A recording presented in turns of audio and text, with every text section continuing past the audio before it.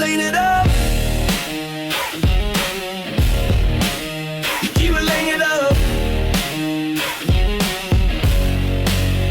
Yeah. What's up, ladies and gentlemen? I am Shane Davis. And I am Brandon Fountain, and we are the Controlled Burn. I still feel pretty loud. You know what I mean? Do you? I'm loud, baby. Bro, so, hold on. I've heard our song a million times, right? I don't know why today. It just made me laugh in the part where it says, "Where science and street meet." I was like, it just, for whatever reason, that just really soaked me up right there. I was like, but are we street?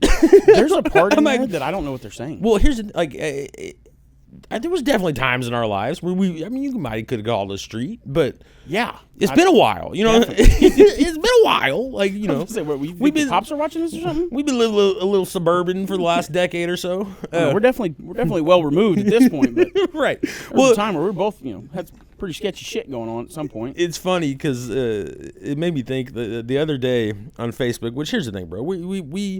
We are from West Tulsa. You know, it's where we spend the majority of the time. But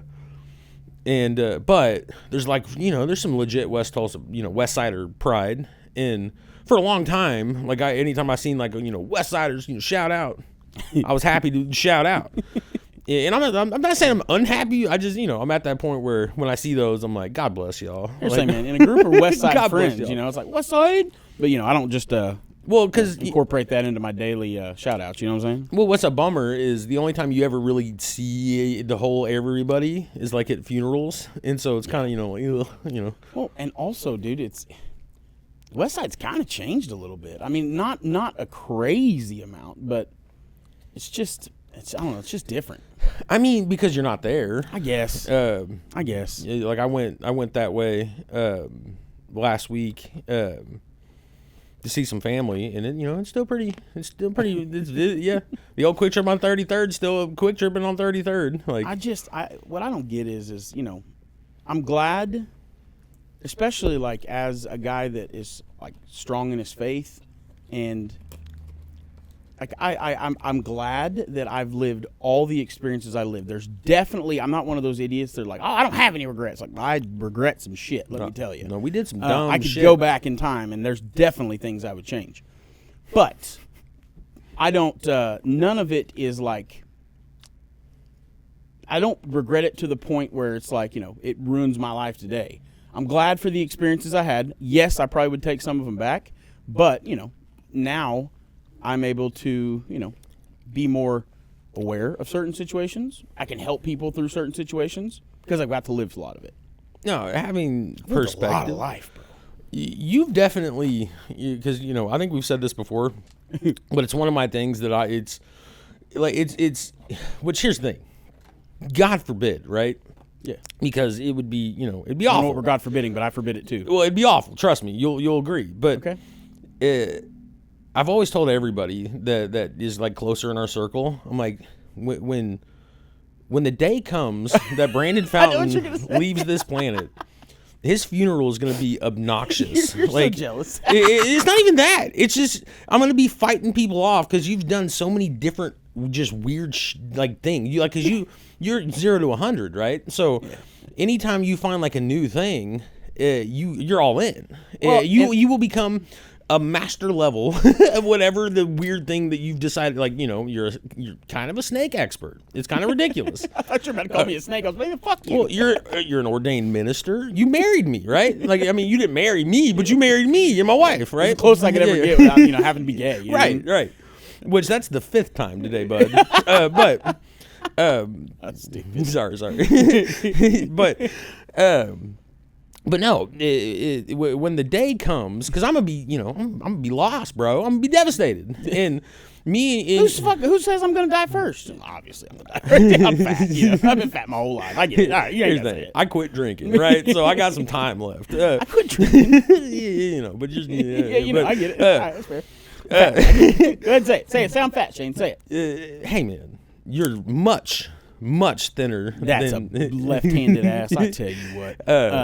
But you're gonna have fucking clowns over here. You're gonna have, you're just gonna have different groups of people that was like, he was my best friend. It's like there's gonna be like clowns to the left of you, jokers to the right, and there you are, stuck in the middle. There's gonna be a line because number one, I don't like public speaking, like which is crazy because right. Here we are. I'm a salesperson. It's not really public. Well, I'm good at talking to people. Yeah. I'm good in small groups, but if I'm in a situation where there's a whole fucking, flock of people staring at me, I hate it. You don't like being put on the spot either. No. And you can handle it, but I think that's just years. The whole time I hate it. Probably the Army probably helped a lot, but you're just like, I know internally you, I know internally you're just wigging out or irritated that someone did that to you. Well, I'm a sweaty person naturally, and when I'm nervous, I sweat even more.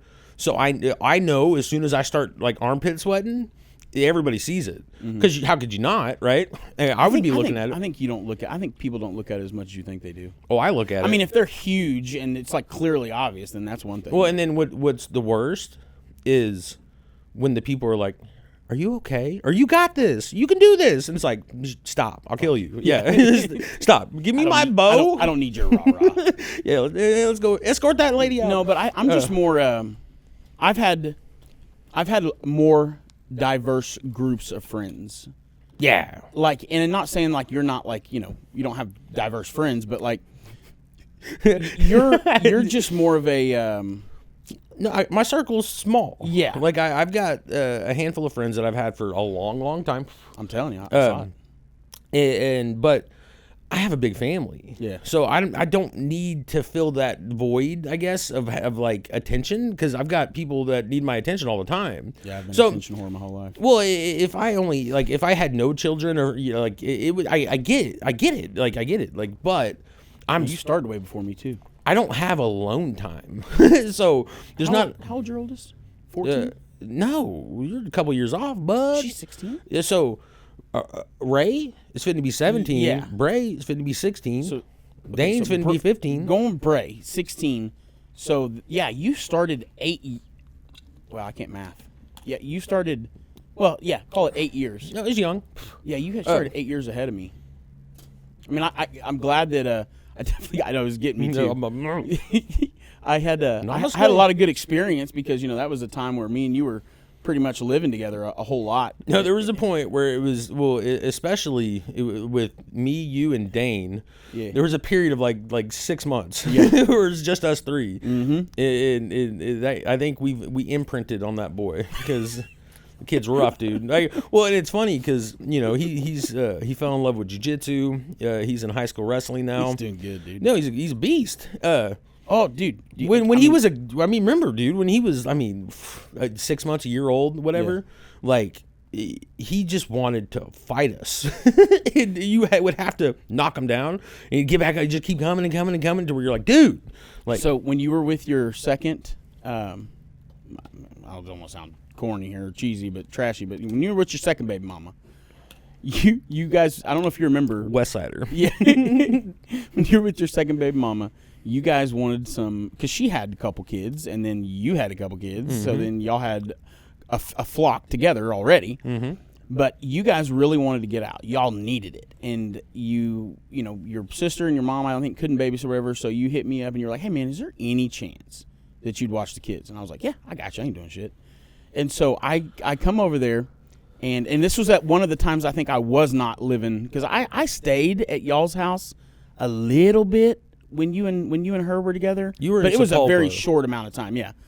But I came over, and Dane, I was sitting on the couch. I think I was just watching TV, playing on my phone or something, and Dane gets up my lap. And Dane's the kind of kid, man, like then, probably still now, well, But yeah, you had to hurt him to get him to quit, right? Because he just wouldn't quit. Yeah. And he was all boy, man. He just loved to play rough. And he got up in my lap and was just like wanting to like wrestle and box with me. And so, I entertained it for a minute, and I was like, all right, piss off, And then he did something. I don't remember what it was, but he popped me, I think, in the mouth, or like just wrestle on accident, but not like on purpose. Right. And I was like, all right, man, knock it off. I'm about to hurt you. And I kind of like punched him in the chest a little bit, and he just kept coming. So I tried to like turn it up to a 6, and I think I hit about a 9, and I punched him in the chest, and he went off my lap and onto the ground. And I just remember he was like, and I was like, oh, shit. And I was like, are you okay? And he just laid there for a minute. So immediately I was like, shit. I called you. I was like, hey, man, I'm just letting you know. Just letting you know. Dane was on my lap. I kind of had to go a little hard. Probably went a little too hard. And I remember you were like, hey, man, is he good? Is anything broke? Is he breathing? I was like, yeah, we're good. And you're like, he'd be all right. He was so pissed at me, bro. I heard his heart on that one. I didn't mean to, though. I was trying to give him a 6, and I gave him a 9. To this day, he can't walk by me without attacking me. You're doing like a test of strength. They're like grabbing my wrist. It's like, dude, get off me. And I told you this, he's been in jiu-jitsu for like a year and a half, right? Yeah. And he was going to a pretty high level gym.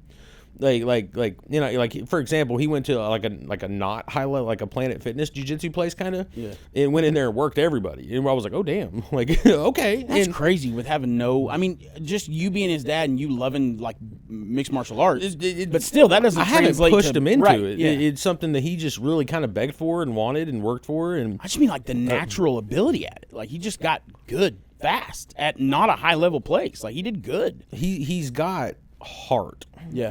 Like that's the that's he the key. does not want to lose. And but he has an uncle who came over, and ever since this uncle's been in his life, they every time they're around each other, they just want to wrestle and battle, and it's always been fine, right? This is not an uncle he was born with. This is a bonus uncle. Yeah, bonus uncle. And so I'm not even thinking about it, right? We're all just sitting there talking, the adults are, and then Dane just jumps on his back, takes the rear naked, puts the hooks in, and I mean, like, shit. Had it. Like, I'm sitting there watching this, and This I'm is like, a grown-ass man, older than us. right. And I had to go up. His and, wife's there too, right? Yeah. Oh, yeah. And his kid? His sister, his wife, his kids. And my little 14-year-old boy Tough spot. jumps on him. I mean, completely blindsides him. And then this guy's never done a day of jiu-jitsu in his life, so he has no idea how to defend this.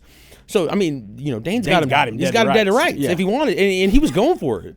So I literally had to put my old military police training in, and I did the old nose and peeled him off. And he's thinking I'm playing along or whatever. But I pull him off of him, and then we all talk and go. I'm like, hey, go play.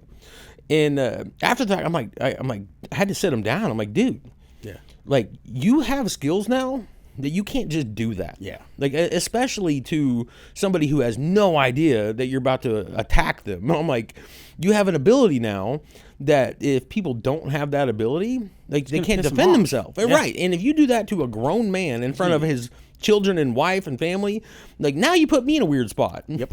I'm like, because now, like it could escalate. You would like to think that it would never become serious, but you just never really know how a grown man is going to react to me being got in front of his wife and kids. I mean, what's our natural instinct? Like we don't want to look like bitch in front of our kids and wife. Like I got choked out in high school, kind of the same way. Like it was I was sharpening a knife for somebody, and this was in shop class, and then a dude comes up behind me and chokes me. I mean, black, and lets me go. And I remember kind of hearing somebody say, "He's out, let him go." And I come back to, and I'm like swinging the knife around. Oh shit! Right, yeah, but instinct. Yeah. Like I'm in survival mode, and then I come back to, and I'm like, what am I doing? I'm like, I'm not trying to stab somebody. And in the moment you were, yeah. In the moment I was fighting for my life. Yeah, it's scary. But yeah, I'm like, dude, you can't. I mean, put yourself in that position. Like 100%. Me, if I go to someone's house and their child chokes me out in front of everybody, oh, dude.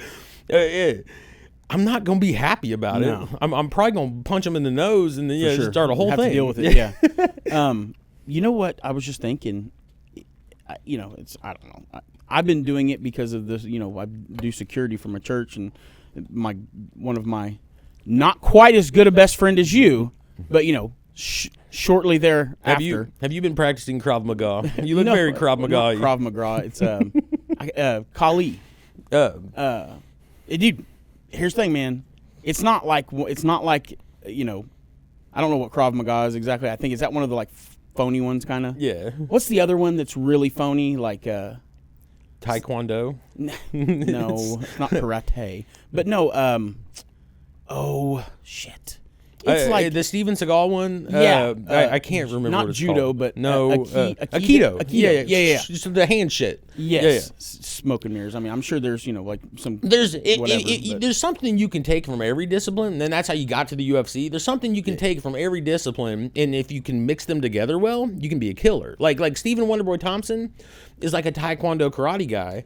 But if you take that and only that against like somebody who has wrestling and jiu-jitsu, you're fucked. Yep. But he learned all of it, and he was super dangerous. Like, he could hit you with some crazy kicks while also not getting taken down. It was pretty effective. So I didn't really understand what Kali was. Yeah, I don't know what it is. Well, let me just tell you, because where I was at with it. So every time you meet somebody that's an instructor or whatever, a lot of times you hear them talk, and they always have a way to tell you their accolades, right? Or their and it's always just like, oh, I'm sure, right? And it's just like, okay, all right. Well, this guy never told us, but Steve was like, hey man, yeah, we used to work together.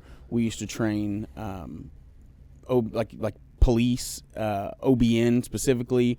And then this guy's name's Gooch. They call him Gooch. He still does. It's a great name. Yeah, it's a pretty good name. But here's the thing, man. You see the guy and you're like, okay.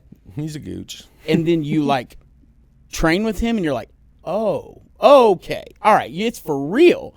But so Steve was telling me that this guy is he does all this like military and trains like, military, trains police, and it's like, okay, sure he does. And so I take a picture with him and I send it to an OBN buddy of mine. And I'm like, know this guy? And sends me back a paragraph. He was like, dude, that guy is the smartest guy I've ever met in my life. I've learned more shit. And I'm just like, holy shit. So Kali, and there's another word before Kali, I think, and maybe there's two different kinds, but it's Filipino blade training. It's like edge training. But it is by far the most like accepted, like elite level, like pretty much any branch of the military, special forces, all that shit, any type of like blade training they do is Kali. 100%. It's funny. So I took like a knife, the fighting class, knife defense and knife fighting when I was a military police officer. And which here's the thing: if you're a soldier, in a like combat zone, and you're in a knife fight, specialized. Well, if you're in a knife fight, you're in a bad spot, right? Like you have a lot of things that you get to Shit use has gone awry before you go to knife. Yeah, but in the beginning of this class, which I don't know, there's a good chance it's probably what you're talking about. I think so, because I think what you're about to say is pretty much what was said to us. It's hilarious because they're like, the first thing, rule number one, the first thing you got to understand about knife fighting is you're going to get stabbed. You're going to get cut. You're going to get cut. Like, I'm like, nah, I'm good. We don't even need to do the class then, because I ain't fighting with knives. I'm going to shoot you. I'm a gunner. Yeah. And if I run out of ammo and I'm hand to hand, I'm just going to have to rely on instincts at this point. Yeah, hell no. I ain't getting cut. I got my cut-proof gloves on. Honestly, man, it's I wish you guys would do it sometime. Just like go, like it's really cool. It's not phony at all. It's like there's some like techniques that they do that's just like very like, repetitive, and you're like, I don't really see how this translates, but it does. It's really cool. There's really, really cool. The misdirection is a big part of a lot of it, which that's basically what all of it is. So it's all about how to guide it away from you, but like not like Aikido, like it's like real life, like but the key to it is like running the reps with it, so that if that situation ever does occur, it becomes muscle memory. Because if you have to think about it when you're doing it, you're dead, right? No, it has to be muscle memory. Like your brain has to automatically want to go there instead of covering or whatever. Well, and that's almost everything, right? Like it's because that was always kind of my stance on the whole like police situation. Like everybody's like, defund the police. I'm like, no, fund them more. Yeah, crazy. Make sure they train all the time. Like how many people in Oklahoma carry a firearm every day? A lot, right? Yeah, a whole lot. How many people shoot that firearm on a monthly or weekly or yearly basis? Not a lot. Not a lot, dude. Like which is really scary, honestly. So I've done a bunch of different shooting ranges, right? Everything from like target shooting, you're sitting there and prone or whatever, and which that's good and all, but I've done a lot of moving courses and like walking courses, running courses. Like that shit is not the same. Like shooting a weapon and being accurate and being deadly with a weapon while you're moving is a completely different skill than target shooting.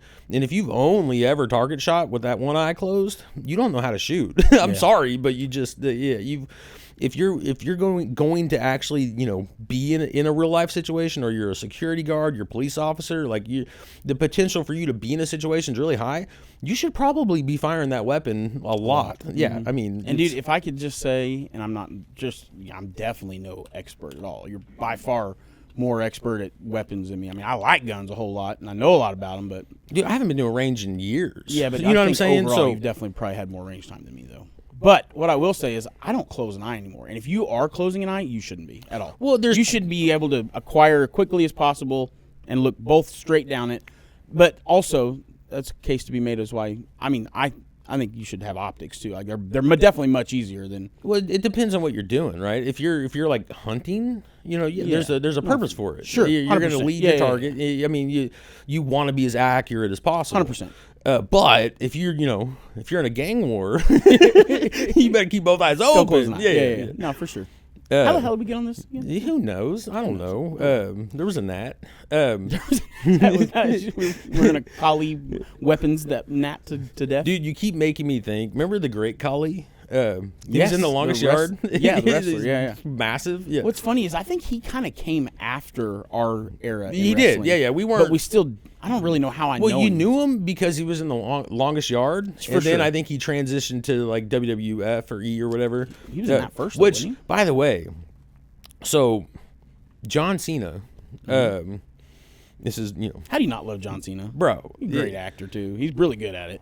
I think so. Well, some of his stuff. It's funny. Shane Gillis, he always says he's like, because like there's a couple things that people on the spectrum or autistic people love, and they're like John Cena. Yeah, like I've heard that. boobs, like or women, For sure. in John Cena. Yeah. And he's like, I've always told him, if you see John Cena run, he's like the angel of death. I mean, like if you're at the point where you're seeing John Cena, you're near your end, man. Take off. But he's on his last like month. I think it's like at this point less than a month. So he's For got wrestling? Yeah, he's Oh, retired. wow. His last ever wrestling event is December. I'll just tell you right now, 13th. none of those wrestlers ever actually retire when they retire. No, that just means they're not going to be in the circuit all the time. They'll come or he'll be around occasionally. He'll make some appearances. Yeah, he'll do like The Rock does. But no, it made me. I was like, dude, like because when I stopped watching wrestling was when he first started popping, and I went to shout out Jeff Lamberton. He bought us like almost front row tickets to a Unforgiven pay-per-view back in Chair. Yeah, I've still got. Yeah, well, yeah, it's great because when you get front row seats, you get to keep the chair that you're sitting in, and it has the event poster on the chair. It's like the basketball, like high school basketball chairs that the good ones. Yeah, with your team logo on it. Same thing, but it was on my birthday. I forget the year, but it had John Cena and Kurt Angle main event, and this was we were either right out of high school or like seniors in high school. I remember I was like, it was my 17th birthday, and I'm 37 now, so old boy was in a main event on my 17th birthday against Kurt Angle. I'll never forget it. It was 20 cool. years. Yeah, dude, straight up. And so December 13th is John Cena's swan song, which I haven't watched in years, but I've been, seeing that on my news. Dude, he's turned into a pretty good actor. Like, Yeah, I think so. I really do. it's. I think The Rock is too, though. Like, Rock's got some really good roles in some really good movies. And I'm not just talking about the Fast and Furious ones. No, The Rock is done well, but like I watched that show Peacemaker. I haven't seen it yet. Bro, it is so funny. Like it's good? it's one of those shows. I tried to watch it because I watched they like kind of debuted him as that person on the Suicide Squad 2 movie, and he's great in it. And then I try to watch the show, and it's dumb. Like the first episode, I was like, oh, this is terrible, right? And then like 6 months later or a year later, the second season comes out. I'm like, you know what, dude? I'm going to give it another try. Bro, after episode 2, I was hooked. Oh, it's already in its second season? Yeah. Like, see, I just started seeing advertisements for it recently. The one where he's in the car at the stoplight and the kid starts crying. Is that season 2? Yeah.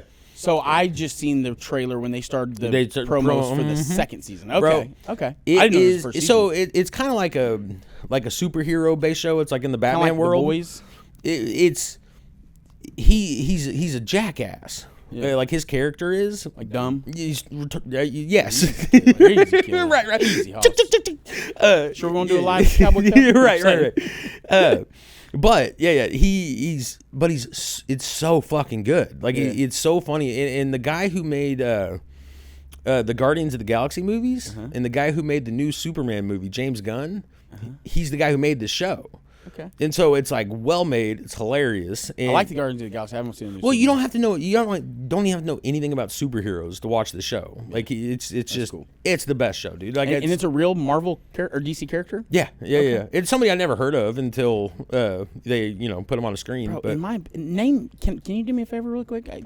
In my brain, DC is just so subpar compared to Marvel. It's unreal. Can you name me, besides Batman, 4 or 5 other good superheroes from DC? Superman, Okay, that's fair. All right. Aquaman, The Flash, That's cope. But all right. Wonder Woman. All right. Come on, dog. All right, my bad. You should have said outside I the didn't Justice realize League. that. I didn't realize that many. Okay, No. outside Justice League, give me 2 more. Adam. Adam who? Warlock? His name's Adam. ATOM. He's like Ant-Man, but he's like their version of it. Martian Manhunter. Nothing. Here's the thing. You're not wrong. Marvel is much better. But I think because I'm not 100% sure. I think DC came first. Yeah. And Marvel like swagger jacked a lot of their people. Well, they both have a shit ton of Marvel, or not a shit ton of comic books, right? Marvel's more fun because the problem with DC is you have a Superman. That's fair. Superman just checkmates everybody. Like you know what I mean? Like it's kind of like he's Better got checks and a balance than weakness, but even with his weakness, he don't die with. Like as soon as he gets away from that green shit, he's fine. You know what my problem with DC is? Batman has kind of been like their carry. Like, I mean, obviously Superman, but like in the last 20 years, in my opinion, Batman's kind of been the star of the show over Superman. Agreed. Yeah. And he don't even kill people, bro. He just knocks them out and walks out, and that's so weak, bro. And when Ben Affleck was Batman, he killed some folks. It pissed a lot of people off. But in his movies, like Batman vs Superman, and then like Third Justice League, he did kill some folks. And it was really? Yeah, it was kind of like, that's not what you do. No, I mean, here's the thing, dude. Iron Man's better than Batman all day. Like I like Batman. Who's your favorite superhero of all time? Dude, this is kind of crazy, but probably the Silver Surfer. Silver Surfer. I didn't see that coming. Silver Surfer and Daredevil, for whatever Why Silver reason, have Surfer? always been my. Oh, from when you were young? Yeah. I used to. So if you would have asked me when I was a kid, I would have said like Superman probably, or maybe Wolverine, maybe. No, Wolverine's a thug. I don't yeah. know, but like as I like look back on life and like since the movies have come out and I get older, no homo. I just want to start with that. Now I'm curious. I gotta go Thor, bro. Like, I just think Makes sense. he's Here's the thing, man. He's I don't attractive. mind. I get it. He's a nice looking guy, man. They Yeah. picked the right guy for the role. He gets the the women love him. He's got a badass hammer, got some dope armor. He can fly with his hammer. Well, that's the problem. Yeah. Thunder is thunder and lightning do what the hell he says. No, he's probably in the movies. He's close Outside to of Jesus Iron as any of Man? the others. I'm just saying. Think about it. Outside of Iron Man, like he's probably the best character. Like he started off like Thor. The very first Thor movie was awful. It was no good. Go back and think so? go back and watch it. Oh, I Like, loved it. If you watch him in the first one and then Maybe you watch now. him in Thor Ragnarok, like his actual like personality is yeah. just so No, much that's fair. different. He's fun. When but- did the first Thor movie come out? It's been a while though. Oh, dude, it's been a long time. It was an early one. It was because the first movie that kicked off like the Marvel Cinematic Universe was The Incredible Hulk with Edward Norton. Which, by the way, bro, and I'm sorry guys, we're nerding out right now, but they are making a World War Hulk movie, or it's like World War Hulk or Planet Hulk, and it's gonna have everybody who's played the Hulk is gonna be in this movie. So Mark Ruffalo, Edward Norton, Eric Bana, and I think Lou Ferrigno, they're all gonna be in this Hulk movie. It's gonna be sick. Wow. 2011, by the way, so 15 years ago or so. Oh, really? Yeah. Yeah. Crazy. No, that's a long time. Wow. You want to know? Damn, that's crazy. You know the guy who plays Shazam? I'm gonna blow your mind. Shazam. Yeah. It's not a real movie. Yeah, it is. Oh, Kazam. No, Never mind. Shazam. The DC movie, the guy with the red, he's got a lightning bolt. Sure. Um, Once again, don't know. But yeah, I'm with well, you. the actor who plays that guy in the original Thor movies, he's got like a group of like his little like subordinates, like his boys that aren't quite as powerful as him, but they will go battle wars with him. That guy who plays Shazam is the blonde guy that's on the first like 2 or 3 Thor movies. I thought Shazam was the damn You think of Sinbad? Mandela, the Mandela effect with Kazam. You're thinking of Kazam. Kazam was Shaq. That was the real movie. Uh-huh. And then allegedly, the what's the effect called? Mandela effect one that we all remember is Shazam. It's Sinbad. With Sinbad. Mm-hmm. Yeah. I mean, here's the thing. I have memory of Sinbad wearing genie shit. So I don't know what that was, but I do have a memory of that. Well, I think there is something that he did with genie shit, and then mixed with the Kazam, like that being an actual movie. I think that's why all of our brains are putting together. What's the Star Wars one with that? It's like he doesn't say, "Luke, I'm your father." There's two. There's the C-3PO having a silver leg the entire time and nobody remembering it. In everybody's brain, C-3PO is fully gold, but in every movie forever, one of his legs is silver. Well, the whole time. And then the Luke, I am your father. He never says that. I forget exactly what it is, but he says it in a different way than that. But I remember, if you're as old as me, I had the VHS first 3 Star Wars set that came in that little case that had like Darth Vader's helmet, and then they revised those when episode like 1, 2, and 3 came out, and they added stuff to it, and they changed stuff, and they changed a couple voices. So every time they've redropped the original 3 Star Wars movies, they've always added like a little bit to it, or they've edited some stuff. And because as technology got better, they were able to go back and like fill in some spots that they wanted to, they couldn't do at the time. So the original Star Wars movies, if you were to watch them and you watch the very last cut that they released in like stores to buy, they're not the same. Yeah, but they confirmed that the Luke, I am your father, was never in there, right?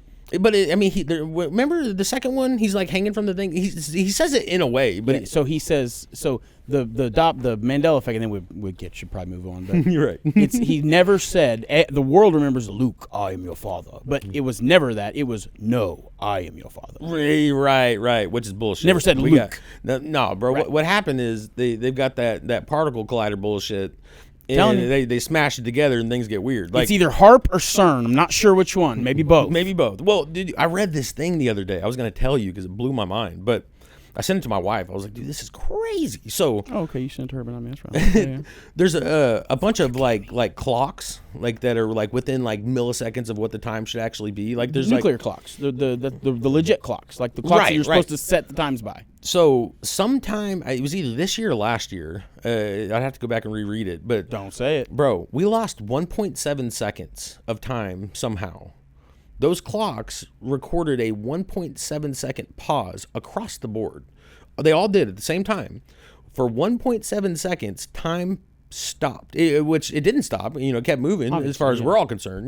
Maybe it stopped. I don't know. But if you were paused in the moment, I guess you wouldn't know. But for 1.7 seconds, we lost that in time. Someone found Adam Sandler's remote, bro. Dude, man, that movie's sad, bro. I watched that the other day. It's such a good movie. It's until so it's sad. Not. Yeah. Bro, 2/3 of the way through, it turns into a shit movie. It's like, damn.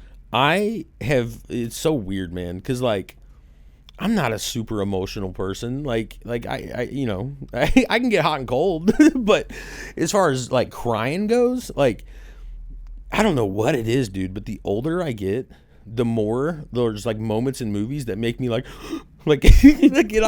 I'm watching Click and I'm sitting there like I about cried 3 times. I had to get myself together. Like I'm sitting there with a couple of my kids.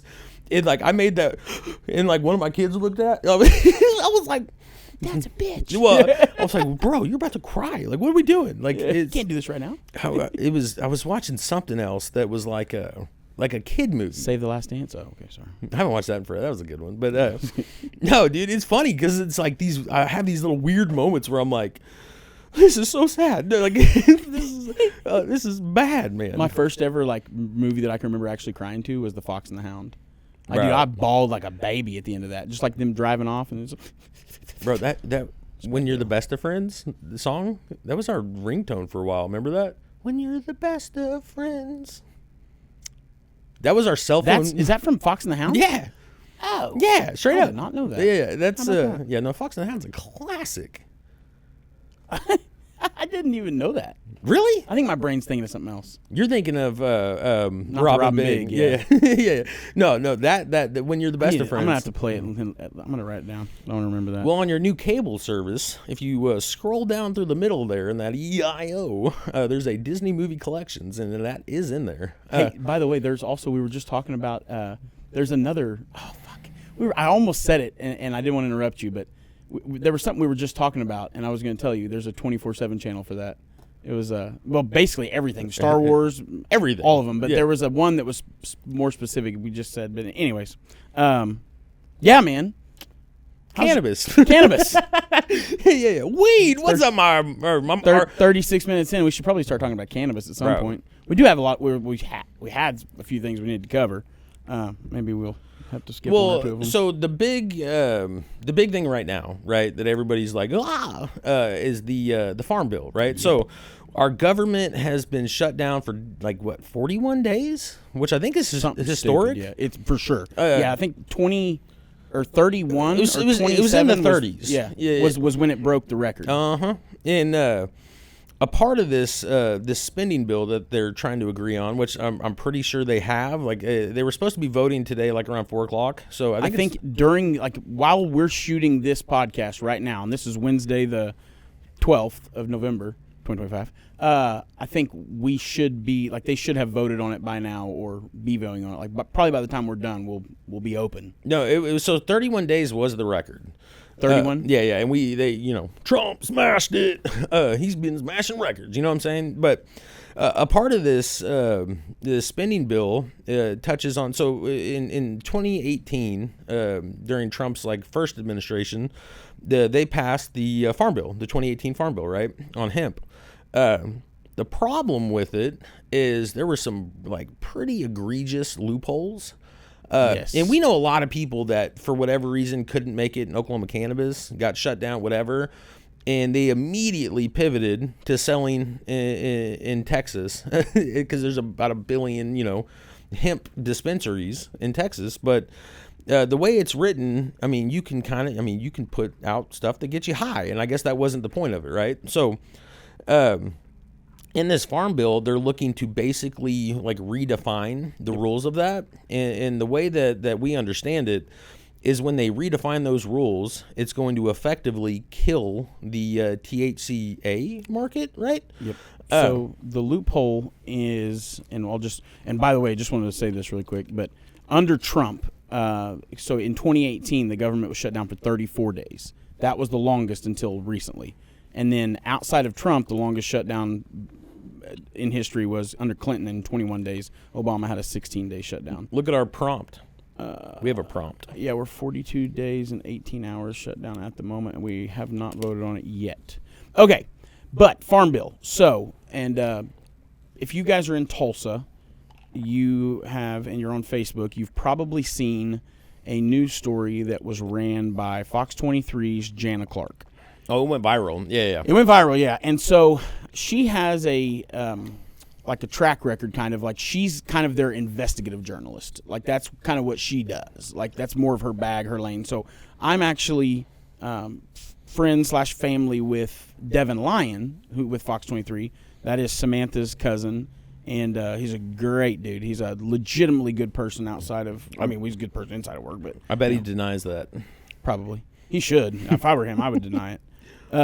But no, he's a good cat, and he's the one that was in. It's in the reason we're in that NFL fantasy league. Oh, dude, I'm in third place. Yeah, with 18 people in that bullshit. fucking league. I'm in 18 people. third place. It pisses me off. In our work league, who's in first place? Talk to me. Talk to me. Who's in first place? We don't have any time to talk about this. Sorry. Yeah. I'm the fantasy king. in your fantasy. So there was a story that ran about a dispensary in Tulsa that has a big ass sign on the building that says no med card needed, or no card needed, or something to that effect. Bro, and I mean, I'm just saying, the amount of people that were like triggered by that like, yeah, this place you gotta get shut down. Somebody's got to call somebody. Well, dude, like, I read through the comments on there. There was almost no negative comments towards him, towards that. So that dispensary, we actually know the dispensary is Best Dispensary. Obviously, like most dispensaries can't really be a customer of a lab. Like they sometimes from time to time are a customer. Like they'll want to verify something or whatever.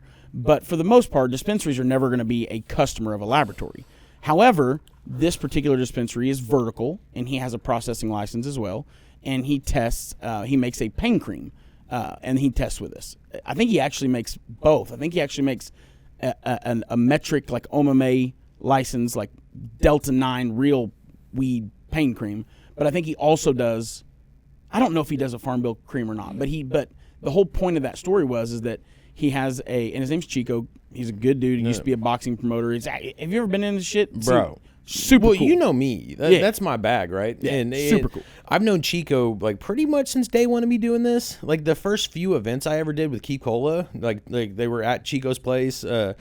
And he was, doing a couple other things too. So he was coming out and doing events, and that's kind of how I got to know him. But in Best Dispensary, back in his office, I mean, it's kind of like a game room. It's huge. Yeah. But I mean, he's got pictures with every professional boxer you've ever thought of, like everyone that you can think of. Oh, dude, he's got a picture. I could sit there and talk to him for hours. Well, he was a promoter, right? So even though he didn't promote necessarily for each one of those, he was rubbing elbows. Well, so and he did a lot of judging. Yeah, he was judging too. Like, I didn't know that. Yeah, he was going out places and judging, cool. and That's cool. I mean, he really like was a part of that world and community. Big time. I think his dad was a part of it too. I think that's kind of. I don't think his dad is in it as he is. I think his dad was just like, maybe his dad boxed or maybe he was a promoter. I'm not sure, but Chico ran with it, and I think he's got. I mean, he definitely has other businesses outside of cannabis, or used to anyway. Well, but he's a unique ass, just cool dude, man. Really, he's intelligent, is yes, what he is. very. Like this whole thing was genius. But you wouldn't think that on like a quick combo with him,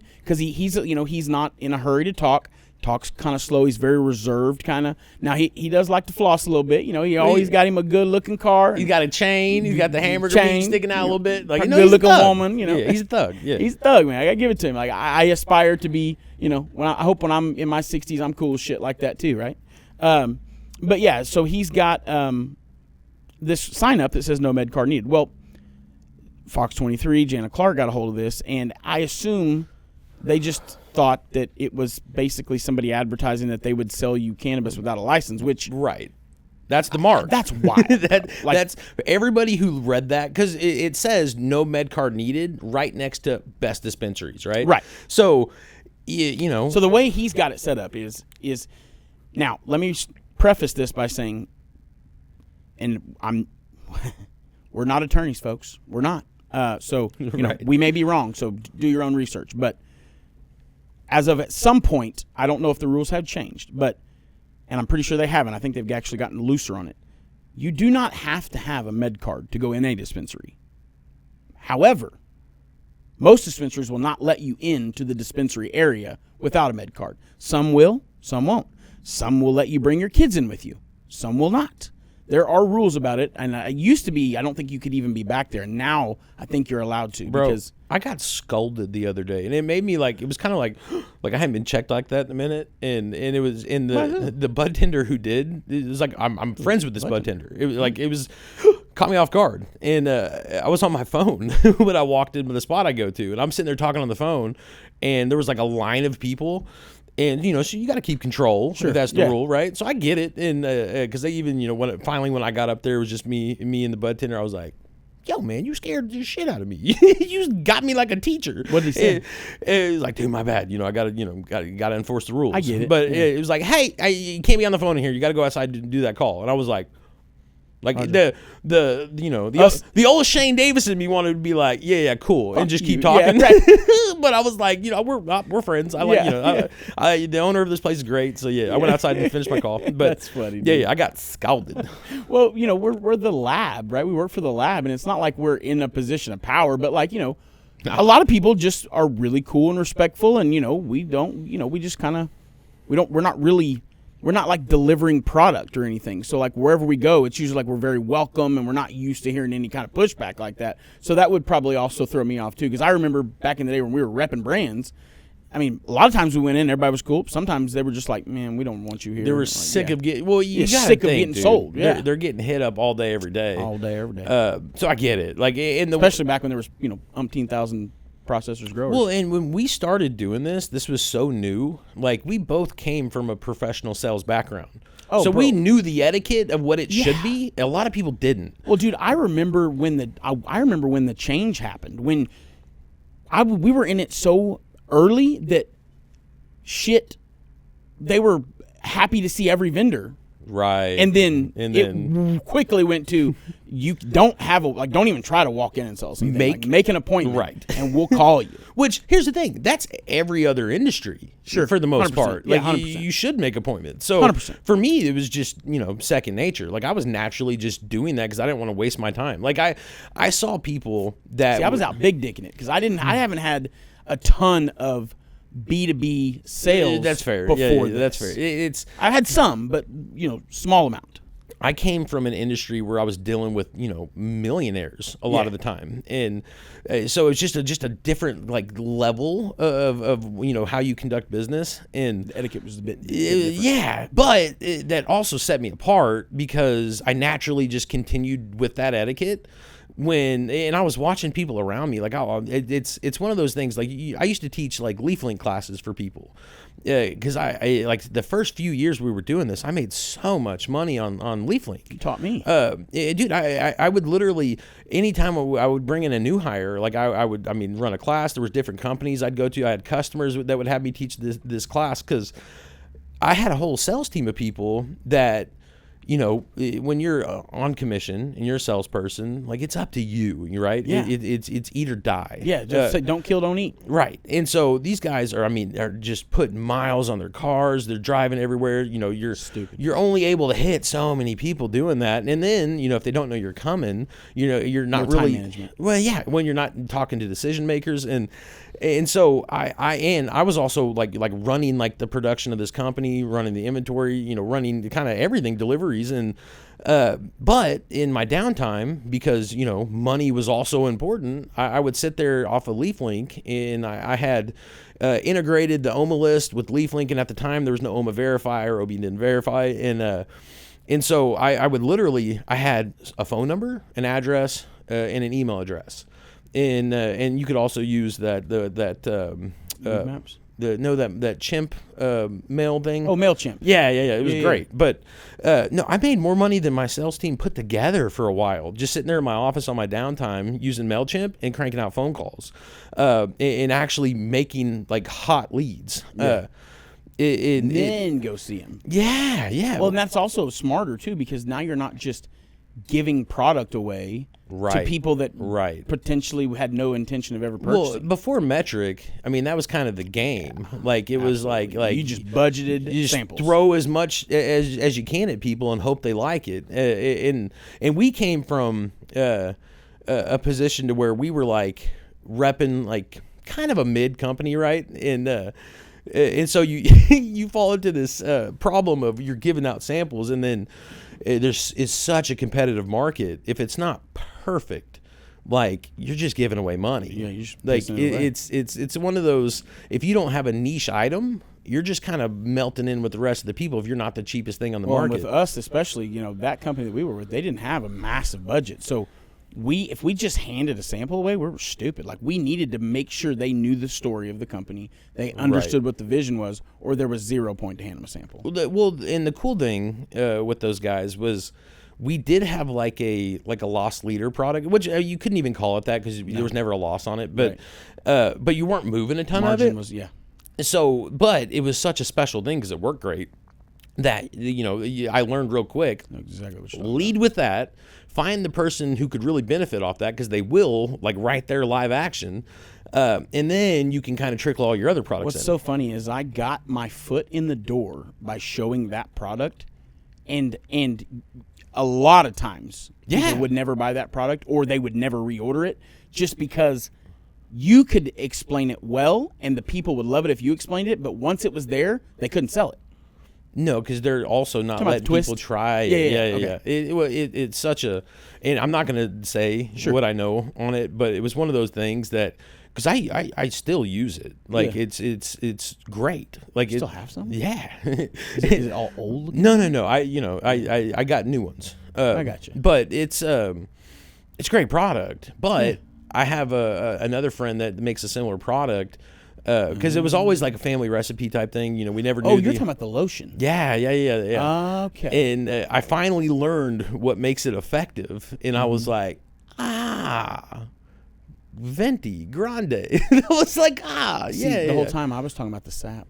See, I got in on the cream, the lotion. I got was in like so the many leader. places on the sap because it was cool and it was unique, and people would always be interested, and I would always get their ear with it, but they would usually never buy it, or they would never reorder it if they bought it the first time because they couldn't sell it. Well, it was a hard problem to sell. We heard the story, we repeated it all the time, so we could. But you give it in the bud tender's hands and put it up against other shit, and it just wasn't going to. Well, it was, especially at the price point. There was a lot of things you could do with it, almost too much so for somebody to remember who doesn't use it all the time. 100%. Like, you needed somebody to fall in love with it and actually use it. But that was one. It was so funny, dude, because we're years removed from like hitting dispos, literally. And so the whole landscape has changed so much. Chasing squirrels. Like, the last time I was there, like going to dispensaries with that product, like, it was literally like I was smoking all day every day, and it was like, you couldn't do it. Like, you literally, like, there was a bunch of times where I'm like trying to sell it. Like, oh, can we try it? Yeah. And this is all way before metric or anything. 3 years ago. You're right. And 4 years ago almost. And so it's like, and you can't really let somebody try something without you trying it. This is kind of our culture. And otherwise, I think you're a fucking cop or something. Right. So, or you don't have any faith in your own product. The amount of times I'd have to go chill in my car for 30 minutes and just. Did I ever tell you? Oh man, I get chasing me squirrels again. But so anyway, Farm Bill. So the front of this dispensary that we were talking about, he's got two separate areas. Which, if you're a dispensary owner, for tax reasons and for multiple reasons, you should have a merch. Even if you got 5 items in there for sale. Yeah, why wouldn't for you? your tax benefit, you should have a second area in your dispensary that is roped off specifically for retail. Sell a couple pipes or some shirt, something, and if you don't know why that benefits your taxes, then go talk to a CPA or an accountant or somebody, and they'll explain. But and to your point, in the cannabis industry specifically, it behooves you greatly to have that. Now, there are some people that would argue it's not the smartest idea to like sell a Farm Bill product inside of a dispensary. Right. However, once again, I think your case is strong if it is a clearly separate area of the building. Right. Which, in their case, it is. You can walk in there as anybody. Any Tom, Dick, or Harry can walk in there, and you can buy. And I don't know what the age limit is on it. And I don't think there is a technical age limit per the Farm Bill, but I know most places have they won't. They make you be 18 got to be or 21. Yeah, I think it's 21. I don't know if the Farm I Bill, haven't read I don't it. know. I feel like 8. If there is a rule, it's 18, because I feel like you can buy it at 18 places. But I know most guys, they won't sell it to you unless you're 21. Well, and the key of what you're saying here is, because a ton of dispensaries do this. Oh, a lot.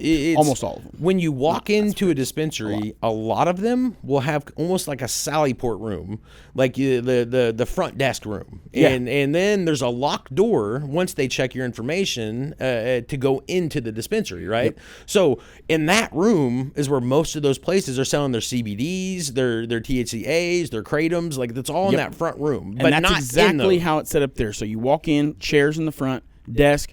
If you're a patient and you're going to go to the back of the dispensary, you check in there. They have you wait until you're up. But in that time, anybody can come in that area, and then you can buy Farm Bill compliant stuff. Now, what people don't understand is, or what some people don't understand is they are, in a way, different. There are rules, and we won't get into this episode, but maybe we'll touch on it next episode, and I'll give a better explanation. Yeah, I need to read more. Of how, like, what the difference in THCA and Delta 9 and all that is.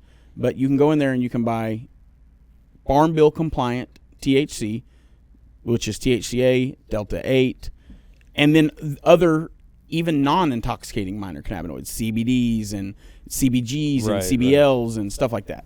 Well, and I know the one of the revisions with the new Farm Bill they're talking about. So the way it's currently written, it's total THCA is like what they have the limit on if you're making like a hemp product, right? So the way the new one's supposed to be written is it's total THC.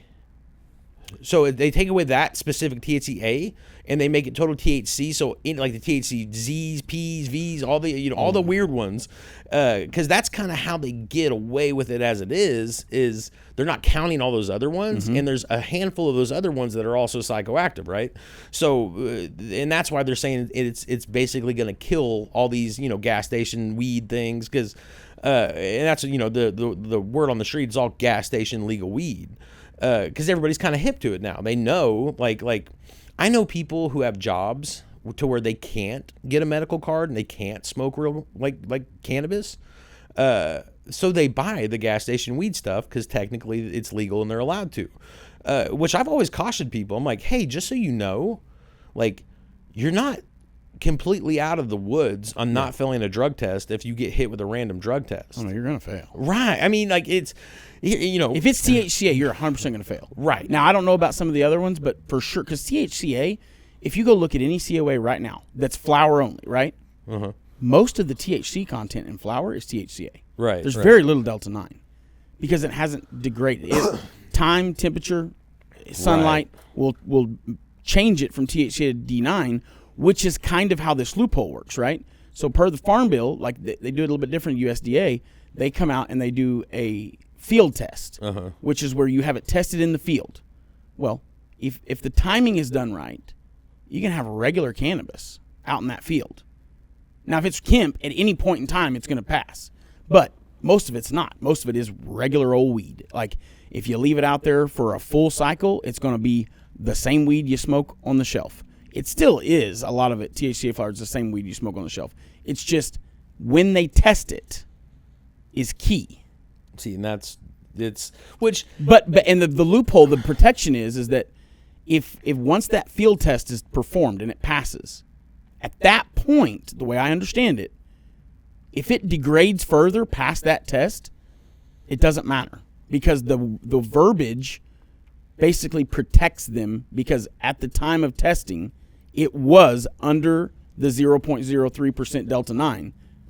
Well, and so that's kind of the thing. Like THCA wasn't really factored in back then. Well, they didn't know enough. Exactly. I guess. Yeah. And so I would imagine if like, and I haven't read any of the new Farm Bill at all. I wrote it down. It will be my homework. But if I were a betting man, I would say they'll leave the other stuff alone, because Delta 8 is not super. Like, it is intoxicating, but like you're never gonna have this. Like if you smoke pure Delta 8.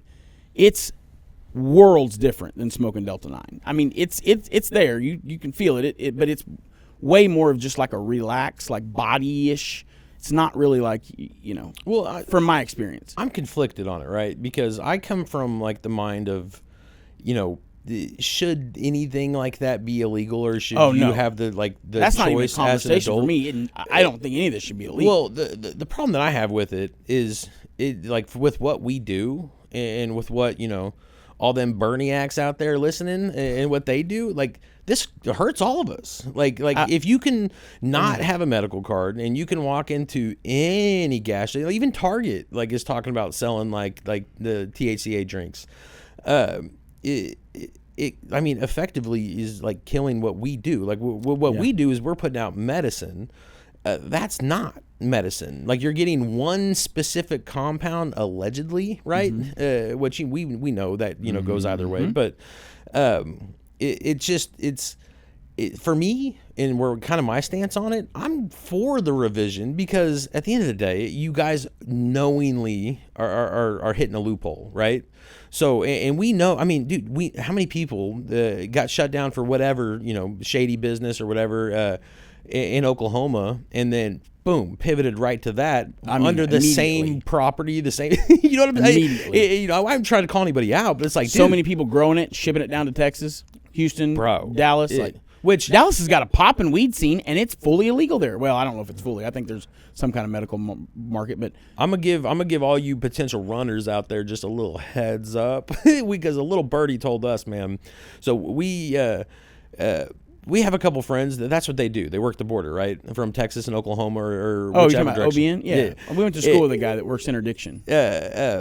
So it's funny because, like, from their perspective, it's like because they've been doing this for so long now, like they can see you coming from miles away. They have so many unique ways to know. It's unreal. Well, and if you're the dude that's got like a couple hemp shops in Texas and you got your logo all plastered on your car and you're running back and forth, you should probably stop because like you won't get got, man. Now it's been a while, but I want you to know I've even talked to him about that, and it's just like even they said, dude, like you can't get everybody. Well, they don't. Here's the thing, for a while, I don't know what the climate's like right now, but for a good portion of time, even our buddy, I mean, he flat out told me, he's like, check it out. He was like, OBN's not like local cops. They know a lot more. Like, dude, there was a point in time where I was carrying around real weed, even after we were allowed to have a transport license and all that. And this stupid ass first company I worked for, he didn't tell me shit, and I was so dumb that I didn't think to look into it. Yeah, I was so out of compliance, it was unreal, bro. I was rolling around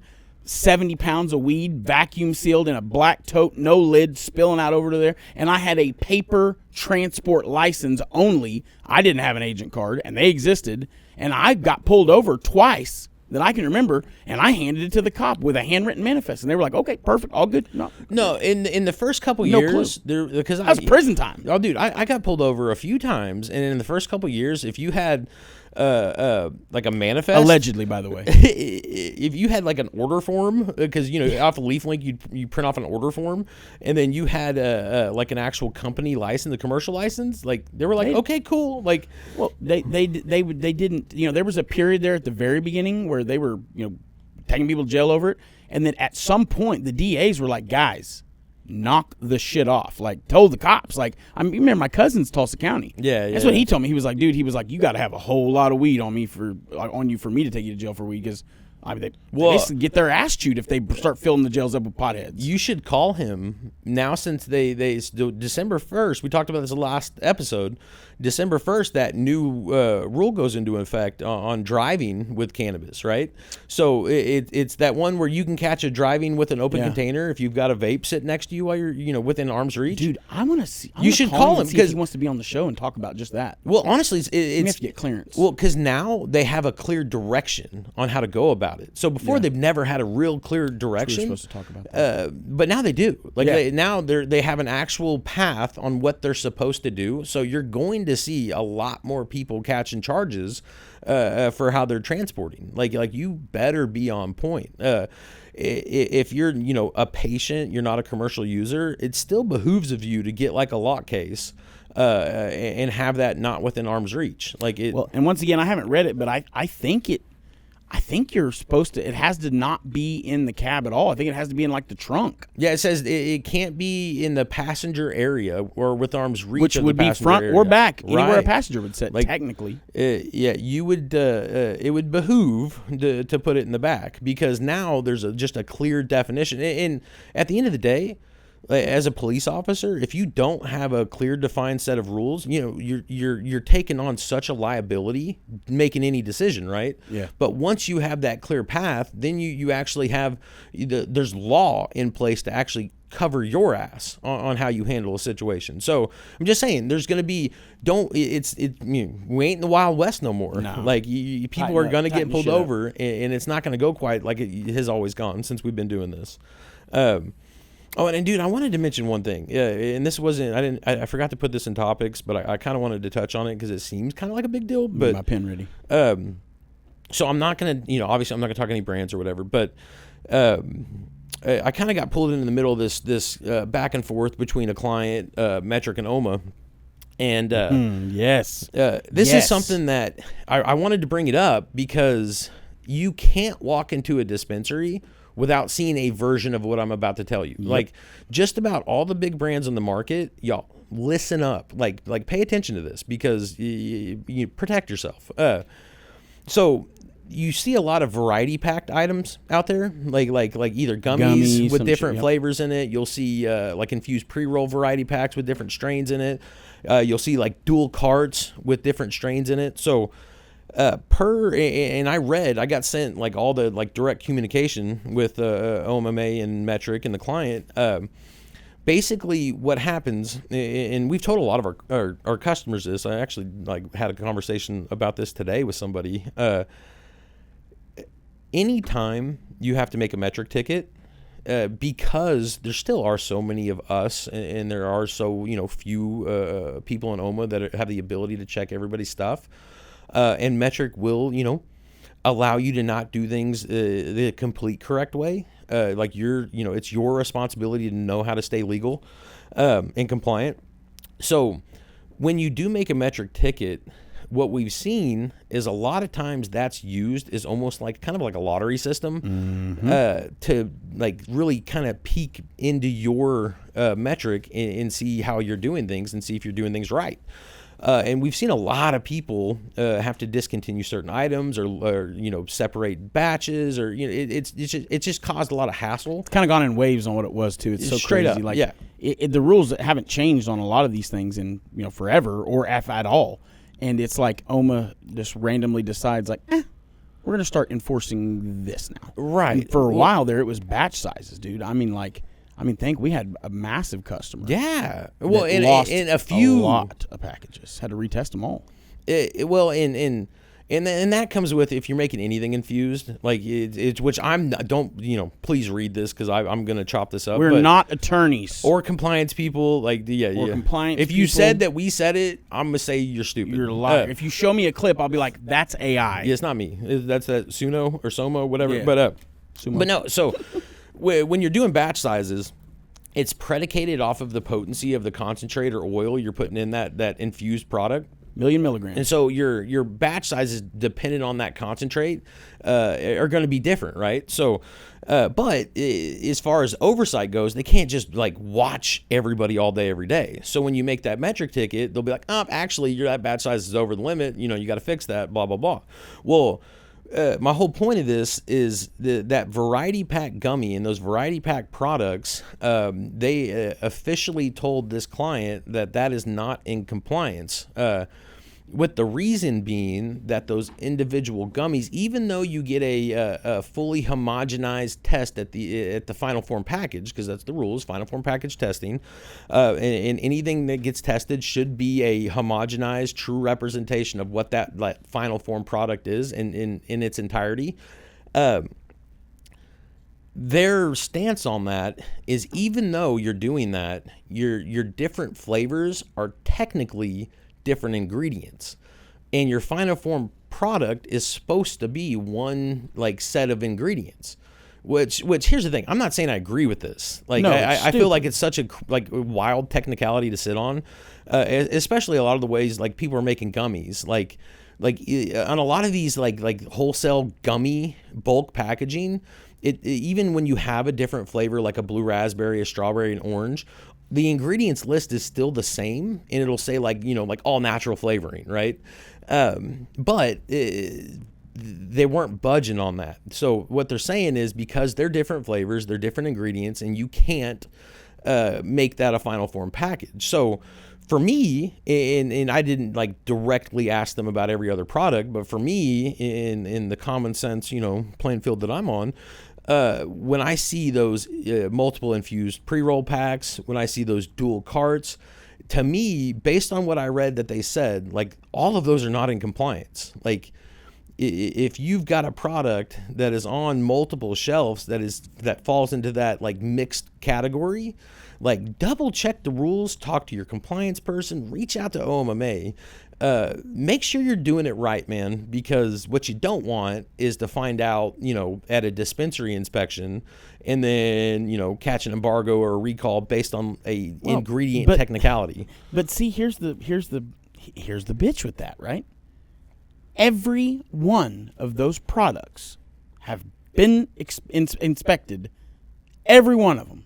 Right. No, not one of them that I'm aware of has been pulled and said, hey, this ain't compliant. Right. No, I haven't seen it. That's the problem, right? And so, they're, No, and this was a big selling product for this person, this client. Oh, yeah. And they're a big brand, too. And it's all one of those these ones, products are the big. If you think about it, any of the companies that are making these, it's probably one of, if not their biggest seller. Right. Double carts would be something that would fall in this category. Mm-hmm.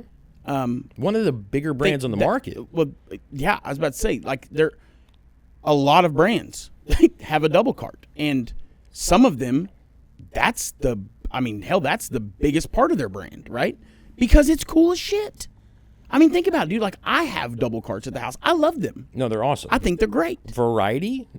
Variety is the spice of life, brother. I like a little ketchup. I like a little barbecue. You know what I mean? You know what I'm saying? A little bit of that sweet and sour. I'm about it. I want a thick chick. I want a skinny chick. I want a black chick. I want a white chick. You know what I mean? And I just got to get Samantha on board. It's like they don't get it, bro. You know what I mean? I'm married. Yeah. He's talking to bitches a day, Cam. But no. Only my boy over here. There is, it is argued. And, this, obviously, if I were a company and I'm hearing this, I'm not saying I'm going to make a change because I've got a real good way to argue. It's been tested umpteen times. It's been inspected umpteen times, and nobody said anything. So I'm not necessarily saying, but see, this is where it gets tricky for us as a lab, right? Per this situation, I apologize. I zoned out just a minute because had to make sure had something fall apart. I had to text a customer, really important, and then I had to write down a couple dates. But I didn't see any of that. I was taking a sip. Oh. But did you tell that there was a customer that got it locked up here? So I'm not going to say the customer, obviously, but basically they learned via the metric ticket. It was not the reason at all. Something had to be corrected via metric ticket. Right. That's how it got discovered, right? And the resolution was that, you can't have that product. You can't make that. It's not compliant. There's no compliant way to do that. Which there's been metric tickets on these types of products in the past, and nothing's been said. Right. Just like with the batch sizes, right? Like there's been wrong batch sizes forever. And so it's really frustrating because as a lab now, when the whole Alien House recall thing happened, right? Which was not based on a safety issue. No. Nobody, so the reason OMA went there was because of complaints about failed pesticides post-testing that were on the market. And where that's what the original investigation, I mean, I don't know that to be a fact, but it would make a lot of sense, and that was brought up and mentioned. So, yes. But the reason that whole shutdown happened, there was multiple as far as with the company where they were at, because OMA, we've really learned over the last few years that OMA doesn't like when you do a aux distribution type setup. They don't like you to have that's multiple licenses. That's what drew the attention there. Yes. Was that because which aux, like they were like a big player. Well, yeah. And there was, 15 brands. For distribution, they made a lot of brands there, but then they had several other brands that they didn't make there, but they distributed out of there. Right. I mean, they were a sales team. They did. I mean, dude, at one point they were on top of it. Like they were killing it. When you would go in there, like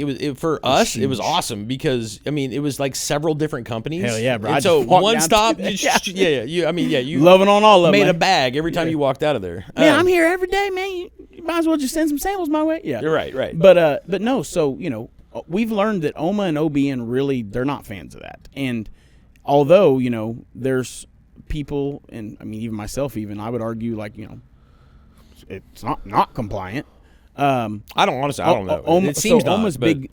From what I understand about that situation, OMA's big bitch about it was that they were effectively like they were piggybacking the on a license. Owners had the license, right? And the owners' people weren't included in the day-to-day operations on a lot of those, so they were basically just renting the license, and that's a no-no. And that, I think that's a rule. It's like but it's the argue that, like, prove it. You know what I mean? But, you know, and then there's definitely things that some of those companies like that they could have done better. You know, like if I were going to do that, I would definitely have one metric person, or, you know, a couple of metric people that were my people that were in charge of the metric. And, you know, I'll make that person be at your disposal, but we touch the metric only. In all fairness, though, like they were like pre-metric, and they just didn't evolve correctly through metric. 100%. And then that's kind of where, you know, I think they had their issues. But back to Alien House, like. But then if I'm one of those companies too, like if I don't have a personal tie to those people, and I'm kind of a shithead, shit goes awry. That's your problem, brother. I pay you $5,000 a month. Giddy up. You know what I mean? Well, and that's whatever. The one bad apple argument. Right. You know what I'm saying? Like that's it. But no, so back to the Alien House thing. So the biggest part of that recall, the reason that recall existed is not because pesticides and blah, blah, blah. It's because of they had a product they had their, you know, their grams of concentrate, and then they had their carts. Right. That oil, there was zero difference. The same shit that was in that, which is crazy, I know. Well, it was the same thing. We like our sapstick was kind of the same thing. Two things, right? But yeah, it was a product here and it was a product there. The innards, the ingredient was the same thing. So what they did is they sent one test with a puck. This is how they did it for a while. Well, that's how a lot of people have done it, and people still do this. Just melted that concentrate, put it in a vape pen, and sold it off the same bulk concentrate test. That's number one. Number two is that if your testing carts, like they were, even after I went in there, because, you know, the complaint got made that they were having, that someone said, oh, I think their stuff's actually hot for pesticides. We tested it, right? And there was a couple other companies that were being tested by this group of people at the time. Right. And they were by far the best one. Like they had one or two products that were like very marginally over the limit that we had allegedly tested, that was allegedly off a dispensary shelf. And I'll say allegedly. Right. I went in there and had a talk with them, and I said, hey guys, people are bringing this in. I didn't name names. I said, people are bringing this in, and I will tell you that we did have a couple of them that had a detection for pesticides over the legal limit. I'm going to tell you right now, dude, the guy's name is Mike, and I don't think he'll have any problem me telling about it. I told him that, and he was absolutely mortified. No, he was like, "Are you shitting me? This was when how do I fix this? What do I do?" And I said, "Well, in my opinion," and I offered. I said, "I will help you with the cost of this because obviously it's very expensive to just retest everything in your facility." Right. But I was like, "I will help you and give you some free pesticide screenings if that's what you want to do. You had to do this however you want to do it. Or if not, I'll walk away, piss off. I'll go fly a kite, whatever." And he chose the not the path of least resistance, right? No, I'm pretty sure this he is why gave I have credits respect to dispensaries that had those specific batches. Like, I mean, on the recall thing too. If you know the guy, maybe there's a dispensary that didn't, and I don't know, but like from what what I heard, he attempted to make it right with every single dispensary that got caught up in the recall, which is rare. You don't see that a lot. But no, he legitimately fixed the problem. They didn't identify anything in there that had it currently, so it had only stuff that had been sold already. He never tested with outside of us again from that moment forward. Right. And every time they got new biomass in, and it was just as simple of like, they didn't know that the lab that they were going to was not doing a good job on it. You know, that's what it boiled down to. I said, hey man, if you're, you know, you shouldn't, since you're sourcing material, not buying it yourself, you ought to not just trust that it's clean, even if it's got a COA. Right. You ought to just do a little tabletop extraction with a pound.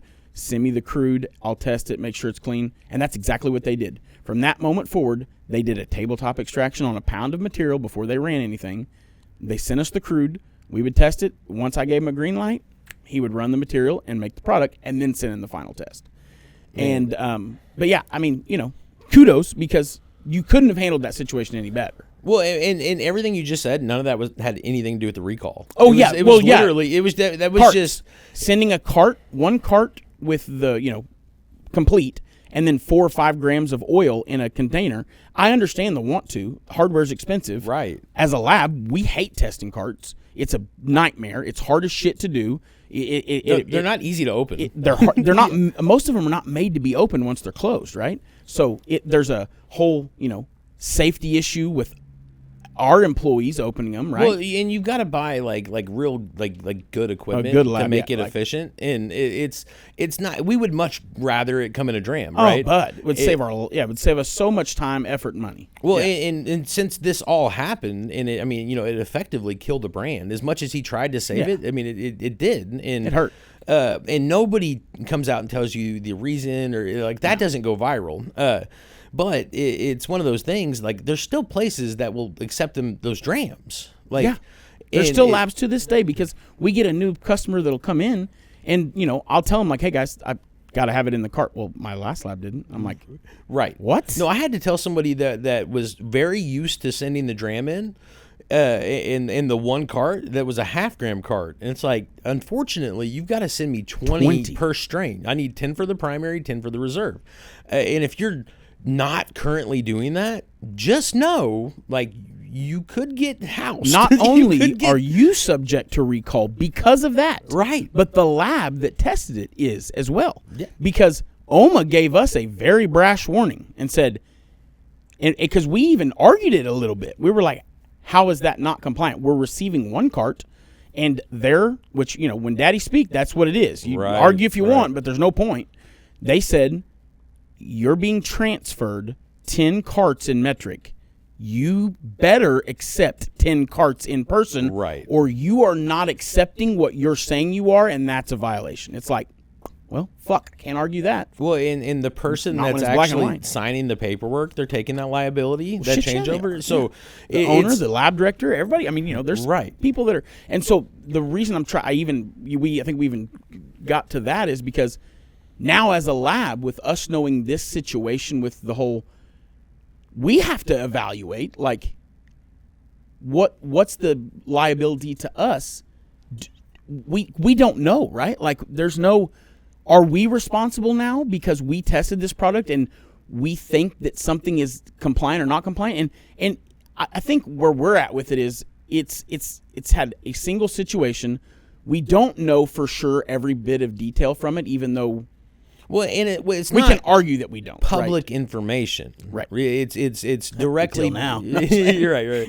Well, and even now it's very Sure. vague, but it's not something that's been put out because they just don't do that, and so it's almost dependent on who you're specifically talking to a lot of these times. And another thing, like we had a pretty in-depth conversation on this, and with somebody much smarter than me. And it's one of those things where it's like, dude, honestly, in court, you probably will win. Yeah, probably. I think it's a very winnable argument. Yeah, 100%. But you might not. And it might cost you a lot of money. But the fact that you're even going to have to get to court, right, it costs money, right? So, yeah, you maybe have to take a step back and look and say, hey, is removing this SKU from my shelves more of a financial damage to me than the potential money I'm going to spend in court? And that answer may be, no, it's not going to be as bad. And not everybody out here is a Ron Durbin. Not everybody out here wants to smoke, and because like even these guys, because I mean basically where it concluded, it was like, man, I really believe I could win this argument. Sure, but do I want to make an enemy out of the state? And they ultimately were like, no, we're good. We'll just discontinue generally it. Never a good idea to make an enemy out of the person that controls your license to do business. Right. Because, I mean, until, Daddy AI takes over and starts making these decisions, man, that'd be dope. You're dealing with people who might, maybe they got broke up with that day. Yeah. Might have stubbed their toe. Maybe they got a fucking hemorrhoid. Could have the shits. You know what I mean? Like, they might just be having a bad day. Mm-hmm. And because it is, their interpretation, it's weird, man, because like shitty is what it is. Like, I used to have my OMA inspector's cell phone number. Like, I could call and text like the person, like I had a few, but I had the same one for like several times in a row, and she was awesome. She was great, and I could ask questions, and like they would give me answers, and it really helped me out a lot. Like, it was great. But then, the bad apples out there, as soon as somebody told them something, oh, this person told me that, and then all of a sudden, Oma's getting sued, they're getting sued, and they went out and had just took a hard stance. We are done giving compliance advice. We're done. Like, read the rules, figure it out. If you're wrong, tough. Like, I'm sorry. You know what really sucks about that, though? A lot. We're one of the only states that I know of. We're the only one that I know of. But, and I haven't done, just a crazy, ungodly amount of research to see. But a lot of states, most states, I would say, like, if you have an issue like that, you can reach out to your governing body, your licensor, whatever, and you can ask them, hey, is this good to go? And they'll get back to you. They'll give you an answer. Sometimes you get an answer on the phone. Sometimes they'll point it out to you in the rules that gives you your answer. So it's very frustrating to me. And I'm not, listen. I get it both sides. I'm not trying to bash, right? I'm not going to bash. I get both sides of it. I mean, it's very frustrating that there's very little things that you can get clarification on with OMA. Well, me and you, because we are who me and you are, and we've kind of lived the lives we've have, through a lot of lessons in life, we have learned we don't, no matter, we always leave a should be. It ought to work out that way. There's a really good chance. Like, there's always a caveat of life happening. And we don't guarantee anything ever. Nothing, because we've learned. We've done enough things where just life has a way of just biting you in the ass. It's usually right after you give a definitive one. Right. So I think that was probably the biggest problem is they had, they took a lot of these like OMA inspectors from different sectors where there were definitive rules and they had definitive stances. And these were, like industries that have been around forever, right? And then you toss them into this situation and they're giving what they think is the definitive rule. Because if it were me or you and we were OMA inspectors at that point in the game, just naturally we'd be like, the way I see it is it ought to be this way. And that way when it's wrong, he said it should be that way. So, Now, they're definitely better now than they were in the beginning when it comes to that. Like, just in the not beginning, publicly. it was bad. Like, you would get, like wildly different answers. Right. And in trouble. And it's not, I don't think you're going to have that many circumstances where an auditor here is going to be, crazy different than here. But, it still happens, dude, because there's no... they don't publicly bet they don't say stuff now. Like if you want an answer out of them, you it's a private conversation. Like you have to privately, like it's all like written verbiage, like back and forth communication. So everybody's kind of protected, which it should be. Like that's the smart way to do business. Join an industry association that does stuff like that. A lot of times, like with being with PCA. And I know I haven't been very active. We in it missed lately, the PCA last night, and I know the fire marshal was there. We haven't talked to anybody yet, but we're gonna. I'd like to touch on that. I just couldn't make it. I just couldn't. Well, I read a headline or like a post from it, and it intrigued me because it was like the fire marshal came out and had a very positive, hopeful, meeting. So it's one of those things, the biggest issue that people are having, as of like October 31st is the no COO thing, right? Their certificate of occupancy. Occupancy? That's a tough word, bro. Jesus, say that word real quick. Occupancy. Yeah. That doesn't sound right. Occupancy. That's a fake word. So I'm curious to see. We've got a handful of friends that were there, so we're gonna figure out kind of what's what. But to switch lanes real quick. Yeah. Something cool kind of happened. Yes, it did. Would you like to tell the folks? So we need your help now. Your boys over here. That's me and Shane. All you Bernie animals. This seems like Bernie Sanders people. It's not you Burnimals? All you Burnimals out there and the Berniacs. Dude, Berniacs is the fucking word. Burnouts is it, bro? Man, burnouts is just, it almost is negative. We're going to take a fucking poll. We need to take a poll. At Cowboy Cup, we're going to be doing a live podcast. We should do a poll. We're going to do multiple podcasts. Dude, you know what? Yeah, we have to do that. We need to come up with like 5 different things. How fucking dare you? I talk about events, okay? My bad. Don't you ever touch on my events again. So, your boys, the Controlled Burn, we were nominated for Best Cannabis Podcast in 2025. Yeah, Oklahoma. So the outfit that people nominate us with is the Herbage Magazine Best of 2025. So there will be an event to follow, but the voting, I guess, is open now until I'll look and tell you when the voting's over. But It's December 7th. December 7th is the last vote? December 7th at midnight is when the voting ends. If you go to, hold on, I've got the website pulled up. December 7th. If you go to herbagemag.com, you can go through all the categories. There's a million categories. So you can vote once a day for whoever you want to. There's best flower, and then under flower, there's different subcategories. Subs, yeah. Best pre-roll, infused pre-roll, edibles, which breaks it down between gummies, chocolate, drinks. You've got the best educators out there, which in that one, I'm conflicted, bro, because you got Jed Green, and then you got my boy Josh Graston, and then you got a couple other people I didn't know. But well, shit, you've also got Carissa. No, they're under compliance. Yeah, Carissa no. and So you Brandy. got Brandy Carissa, Okay, that's right. Paper People. I went through that. Wild West. There was a few ones I couldn't vote on because I had too many friends in each one, but I skipped like 4 or 5. yeah, there was a couple I had to skip, and then there were some that I just didn't know. I didn't have a good, like, I knew of, but like didn't really know any of them. Well, there was a funny one in there was like best like eating places. I was like, well, hold on. I just Googled it and picked the Tulsa one.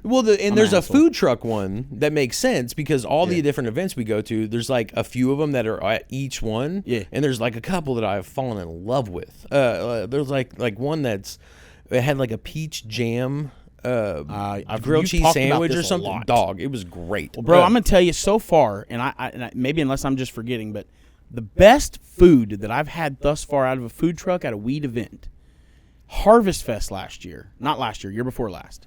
They had this damn, like, I guess it's like an Asian food, I guess, but I think they had some other shit too. I think it was like a fusion. But dog, they had this damn fried rice. It was good. It's so stupid because fried rice is usually just like it's good or it's not good, and that's it. Like there's no like, bro, this was some gourmet ass fried rice with the meat in it was bomb.com. The rice was it was the shit, bro. And I had probably 2 or 3 helpings of it, and I ate the shit out of it. And damn, it was good. And I don't remember the name of the food truck, but it was a blue food truck. I remember that. And the husband and wife that ran it were cool as a fan. Well, they've been at a lot of them. I think every Harvest Fest we've been to. Yeah, no, they were definitely at the 2 that we went to. I don't think I've seen them in any other events. We've gone 3 times. If you're out there on the no, we haven't. No, we went to 2. Well. No, yeah, 2. I'm tripping, dude. I bet you they're going to be at Cowboy Cup. So Cowboy Cup is going on December 12th and 13th. I hope so. Fuck you. You took my event again. Yeah, fuck, dude. My bad. You're a piece of shit. Man, you got to tell me you're the event guy before we get into the I show. just thought it was fucking known. No, Sorry. I don't pay attention to the fucking events at the end. Well, now that I know that you are the event guy. No. Hey, will you do me a favor? Will you tell me what's going down in January? So MJ BizCon is coming up December 2nd through the 5th in Las Vegas. Yeah, boy. And apparently this is the big one. Like they have 2 a year. I guess they have one in summer as well. Uh-huh. But the winter one is apparently, from what I've heard, the one. No, for sure it is. Yeah, I would like to go. Me and Matthew kicked around the idea of going. I don't know if that's actually going to happen. I'd really like to go. But we'll just see if it's in the cards. Probably not now that Cowboy Cup's like we're committed for Cowboy Cup now. The problem, because I've never gone to like MJ BizCon. I'm gonna make it out there one day. One day. This year it falls literally in the worst possible time. Yeah, your daughter's birthday. My daughter's birthday. Well, you have a lot of birthdays. My boys' the first wrestling tournament is gonna be that weekend. Yeah. Like it's one of those. It's like But yeah, that's happening, and then so Cowboy Cup, December 12th and 13th.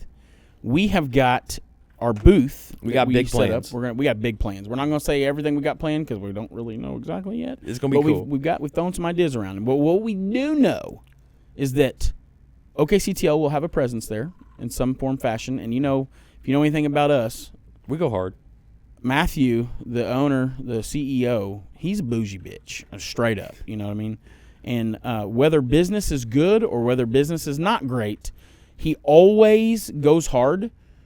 Which sucks for me because if business is not great and we're not, just where we want to be, he'll still spend a shit ton of money and then he'll bitch at me for the next several months to make up for it. Well, and those events, dude, I love doing them, but here's the thing. Stressful, so we when you go to those events, and not to like talk any shit. So I'm not. I'm probably gonna give you like motivation or ideas, but when you like, labs aren't fun. No. You know what I'm saying? Like you got dab bars, you've got like it's just labs aren't fun. Most of the time they've got pamphlets, they've got business cards, they've got prices. So we always try to do something that's fun. Right. Like or helpful or something, right? Just, I mean, like Harvest Fest, we did the Oxygen Bar, the which Oxygen was Bar a was cool. fucking smash hit. We had a game tent. And we still have the Oxygen Bar. We eventually are going to debut it again, but it's a lot of effort. Bro, I'm gonna need to borrow that. It's a lot of fucking effort, bro. Like, you're busy because if you bring an Oxygen Bar, everybody wants to do it. Now you've committed yourself to doing an Oxygen Bar, and it is nothing but sitting, waiting, standing up, taking it off, getting the next tubes ready. Well, you gotta be talking sanitary. to people, explaining it to them. Yeah, and the whole time you got to be clean and shit. And like, bro, if I go, Bro, I had a I food want to handler's float permit. like a butterfly and talk. Right. No, it turns into work, but they're fun, dude. It gives you a chance to talk to a lot of people that we wouldn't get to, and they get to see us in a different light, which is awesome. Because we're humans and we like to have fun. We're actually a couple 1-2 fun and guys, but once upon a time, fun guys, fun and nice guys, occupancy. But also outside of OKCTL being there, we're building. We are going to the controlled burn for all you burnouts and burniacs and burners and burny buds. I don't know. Anyways, we're going to be there. We're going to be there for the lab. We're going to be there for the podcast. But we're also bringing basically our entire podcast studio, which is you'll see. Yeah. It's not a thrown together last minute. No, it's cool. Couple little cameras, and it's a legitimate setup. We have the concept like on paper, and it looks great. And also, we are going to be reading ads during the Cowboy Cup. Yes. And if you would like your brand stamped on our mobile podcast studio, please reach out to the Controlled Burns. So this mobile podcast studio. So not only that, we are actually going to be accepting. And what's crazy is we've had several people that have already came to us and said, "Hey, man, I would sponsor. Let's talk about it." So it's that time. Like, we need to carry this and on its own. And it doesn't take a lot of money to do it, but it takes, it's got a budget. I know we're cheap though. You know what I'm saying? Yeah, no. Well, the good news you is can give me, if you buy me like a Mountain Dew and some dinner, you and I can talk. You know what I'm saying? Throw me in a blowjob or something. Make it work. But yeah. So definitely don't use that clip. But no. So we're gonna have the podcast, a mobile podcast studio. And we're also planning on being at the Herbage magazine event with that same one. And that's in January. Well, yes, and as of right now, like we already confirmed, we're locked in that we're doing a podcast at the Herbage event, right? I haven't confirmed it with them. I can't imagine them allowing us to be nominated and not do what we do for nomination there, but maybe. The owner of Herbage is watching this right now. Man, I wish the fuck y'all would try to bring a podcast there. Yeah. No, I haven't talked to them. That's the idea. Hopefully they'll allow it. But we've already confirmed with Cowboy Cup. Daniel is great. I meant to ask him. I may see if he wants to come on the show and talk about. No, we're gonna have multiple. So the Cowboy Cup is this. the 12th and the 13th. Yep. Like during that, where the plan is to have multiple guests on throughout the days. Yep. So it's gonna be fun. It is gonna be fun. Also, and it's also accepting sponsors. So if you are interested in us having some sponsor shout outs, and there'll be a lot more perks than that. But if you're interested, it doesn't take a whole lot of money, but we're definitely interested in having a few static sponsors from here on out. So reach out to us, controlledburn.live. It'll be, It'll be in the link. It'll be below. I always know it, and you always. No, I'm terrible. Yeah. It's controlledburn.live. I don't know why. It might be controlledburn@hotmail.com. No, I don't. Definitely not that. Don't listen to him. Also, we have 2 guests lined up. These are confirmed. These are confirmed. So our next guest will be the Scott Tiny McDaniels with Cloud Z and Craft Kings, and he will be on the show next Wednesday. I think we're gonna need a bigger set. He's a big old boy. Like a big cat. Our light poof right here might have to go up a tad bit. What light poof? They don't see it, so I see not it. there. Yeah, Just light poof, the curtain peel. There's a big marshmallow above my head, and I always look big at and it. it's bright. Yeah, It's probably those little gnats float around here. They're probably like, go to the light, I see. Because those gnats are from Mexico, probably. Anyway, so 11/19. That's Wednesday, a week from today. He'll be on the podcast, and then the following week. Hold on. Just for everybody who doesn't know, what does Tiny do? What company does he own? See, I actually said that. I actually said both, and you didn't listen. I might not have. It's okay. I'll say it again for the Berniacs who already heard it. But Tiny is with Cloud Z and Craft Kings. Okay, yeah. Great. Okay. Then following that, 11/26, which I shouldn't say the dates because they're going to air like the 28th. But anyways, following podcast will be John Kumbis, everybody's favorite, who's also nominated for a shit ton of awards on that. He always gets nominated for all. He enters the cups. He sweeps like. He kicks ass at almost every cup he enters. Well, he's number one. He's hilarious, yeah, dude. He's full of shit, is what he is. Fun fact about John Kubis, John, if you're listening to this, he is, and he's full of shit. And dude, I said it. You heard it here first. So I got some of his swag that he'd given you that you brought back, and one of those is like a stress ball with his face on it. And I've got a pink one, and it was sitting in the OKCTL car. Yeah, and I pull in home, like coming home from work, and my 4-year-old just runs up as soon as I open the door, climbs up in my lap, and just boom, sees that ball. Sees it. Yeah. Has had it since. It's Like, hers. It's her. Like John Coombs' face. I see it all the time in my living room. Like it'll be on my bed. Like it's just him with like a chef hat on or whatever. Like I'm like, dude. Come on, bro. At some point, this thing's got to peel off. Yeah, like, yeah, well made, dude. Yeah. Good job. Well done, sir. We ain't forgetting that mug. But yeah, he's going to be on the show 11. So the following week after. So that episode airs 11/28. Yeah, 11/28. Dude, we're gonna have to have a pre-talk with him. Yeah, 100%. Like we're gonna have to cut some shit out. Like I've been reading. He goes hard, man. He does. Yeah, he goes hard, and he's well informed. So it'll be fun. Like tune into that one. It'll be cool. Oh yeah, it's gonna be a fun one. We're gonna that podcast, that episode's gonna run long. I can guarantee. Because if we thought you guys thought I like to talk, JKJ John, old Johnny boy, that boy can talk. But he's actually become a friend of mine. We talk a lot. Good dude, really not good dude. just about where we talk often. I love John, and I don't think he's got like a whole lot of haters, but I mean, there's always one, right? So if you love John, bro, we all got haters in this world. Our little tiny world, man. People just fester. But most people love John. I mean, dude, he's nominated for the influencer thing for the Herbage magazine, and then his company has been nominated for a shit ton of them. He's going to be at the Cowboy Cup, I believe. He was at Harvest Fest and swept. I need to talk to our boy Josh. Like he's 100%. He's nominated for 50 things. I saw that. We need to get him on at Cowboy Cup. That'd be fun. Oh yeah. Which I think he usually does like an educational thing during the Cowboy Cup, which is pretty cool. But we'll reach out. We do have spots open if you want to be on the show and you want to talk about your brand or just the industry or just want to talk shit.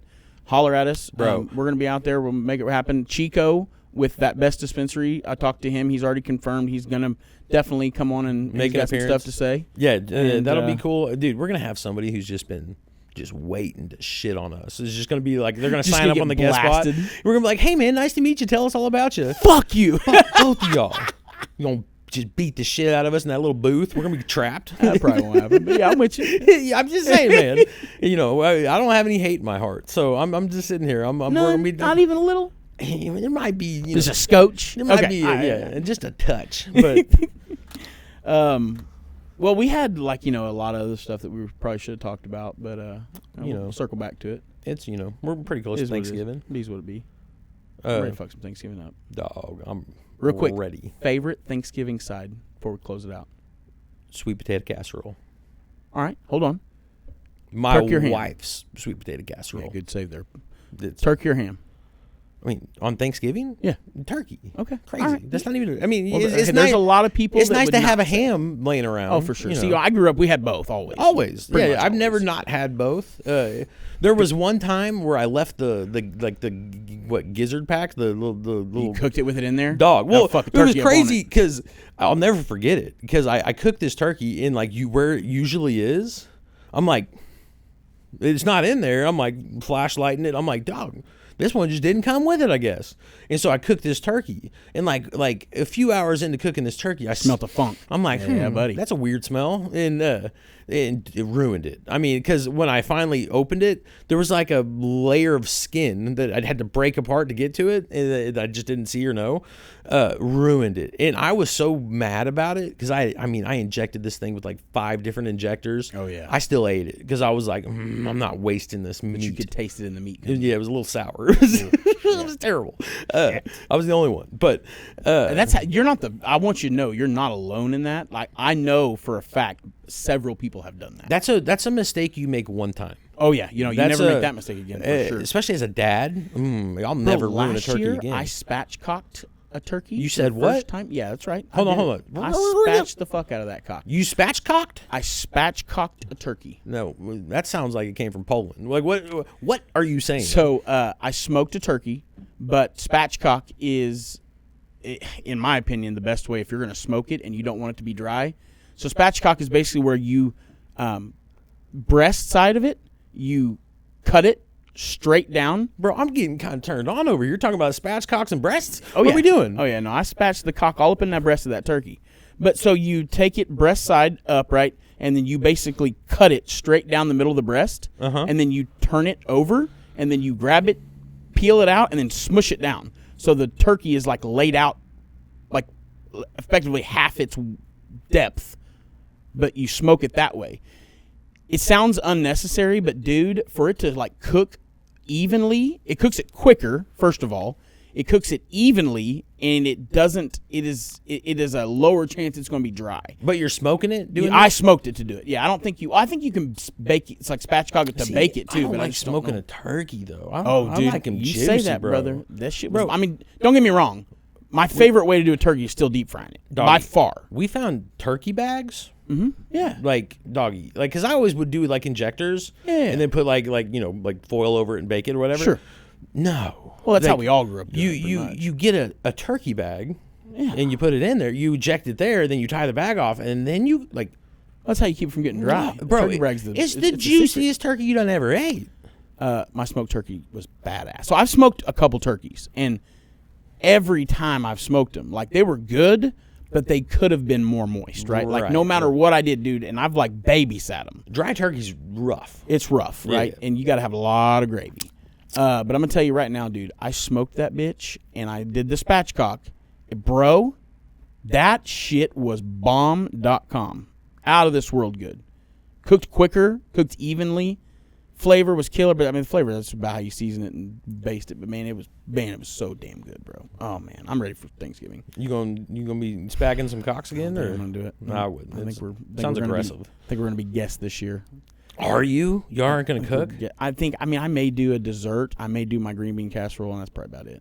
You know, it's so funny. Which I'm gonna say this: it could cause a problem in my life, but probably not. But my mom hits me up the other day. Oh, and so she hits me up and she's like, "Hey, so I want to have you guys because we missed Halloween because my stupid self got sick, right? Yeah. Like, and we were supposed to do like carving pumpkins with the family. And every year we do this, right? Right. Well, so we miss it, and my mom's like, "Hey, I wanted you and the kids to come over about a week before Thanksgiving." Why don't we do like a little Thanksgiving dinner? She's like, but I'm not really trying to turn this into a whole big event because we just got done doing Halloween. So, I don't want to like say it's for like a Thanksgiving thing. And I'm like, Did you tell me to lie to my sibling? well, don't say anything. I'm Yeah, like, no so shit. what are we talking about? I'm like, if you want to invite me over for dinner and you want it to be like Thanksgiving themed, yeah. just say, hey, do you want to come over Hey, for Mom, dinner? you're allowed to do that. You know how many You're times right. Tara and her family would come over and I wasn't invited? Like, it'll be all right. It's I'm like, yo, like, it's okay. Like, I'm like, don't make a fucking Facebook group. What are we talking? Like, don't do an event. Like, I'm fucking calling Tara. I just want you to know that. No, I'm gonna well- stir some shit up. No, I'm just kidding. Hold on. I'll probably see her there. But I'm stirring some shit up. It was funny because I was like, hey man, like I get it. I get the obligation. Like I understand what you're saying, but you don't have to put all your fucking business out in the world. Yeah, no shit. Like it's fucking take notice. Everybody Telling you, that's dude, put we're all not their doing- shit. We're not doing it this year, but Christmas, specifically Christmas, Thanksgiving, it is what it is. I love Thanksgiving. It's one of my favorites, but Christmas for the last couple of years has sucked for me because You ain't get no presents. well, no, dude, you've got this ungodly amount of pressure that you've got to buy. Tell me about the it. financial stress it's there, but Well, that's not and- even. But it's like when we were kids and we were younger, and I know we're never going to get back to that, right? But I want my kids to enjoy it, and I'm sure they still will. And maybe it's the difference in my brain and their brain, but The Christmas spirit. every year, I'm out of the Christmas spirit. I'm fucking exhausted. I'm pissed off. I'm annoyed. I've got to please entirely too many people. And I just don't feel like I get to enjoy it with my family. Right. And I told Samantha, I was like, and we're not going to be able to do it this year because, A, it's not in the budget and it's not in the timeline. But I am for sure going to, I would love to start a Christmas tradition where that Christmas tradition is me and my family fuck off for Christmas and y'all do whatever the hell you want to do and we go do it with just us elsewhere, because when it comes to all the family, especially when you've got your wife and she's got family and your family, it ain't fun, dude. I don't like it. It doesn't feel Christmassy. It's not fun anymore. And I want so bad to take my wife and the girls to like New York for Christmas one year and just have a New York Christmas. Like, New York sucks, right? Like, it's expensive, it's dirty, you get robbed and mugged there, guns are illegal, which that's enough for me to not Hey want to man, go. they just elected, a communist as Definitely not going to speak on that. So But- here's the thing: it could be cool here in a minute. Like everybody's pretty confident it's gonna be pretty dope in a couple Yeah, years. probably not. But yeah, dude, I would just like, but one thing about New York and the You Christmas, said but. but it's beautiful, dude. Like they No. do it up. A lot of times you got snow. I sound like Donald Trump when I said that. A lot of times, but yeah, it's pretty, dude. And I got to go to New I'd York love to do City one time via you in a FaceTime. oh yeah, Someday I will go to New York City, but you went there on some business and you were on the phone with me on FaceTime driving around Times Square and stuff. Yeah. Like, it would be sick to go up there and do that. I don't care who the hell is mayor. I want to go. It doesn't necessarily have to be New York, but like Branson, somewhere Texas. I don't care. I want to just go more than a quick drive away from Oklahoma, away from the family, not have to piss with that, and just be out of the hair. It will happen. Hopefully next year. No, it'll be cool. It'll be fun. It's a good thing to plan for. Well, do you have anything else? Doggy, I'm good to You said we go. weren't going to last 2 hours, and technically, if we stop right now, we didn't. So Yeah. we'll keep our word this round. All right, guys. Final thoughts. If you've got a better idea than burnout or Berniac, please hit us up that email. We are going to do a poll. Bang our line. And we've got to come up with a few that don't have burn in it. That's pretty on the nose. Like maybe like some, maybe. some control freaks. All you control freaks out there? Yeah. That could be fun. But yeah, hit us up. I'm curious. But Brand called Control Freaks will probably sue us. is there? Yeah, they make the little tops for your Xbox controllers called Control Freaks. I bought some of them. Yeah. They're great, They're too. sick. I got some red ones on my white.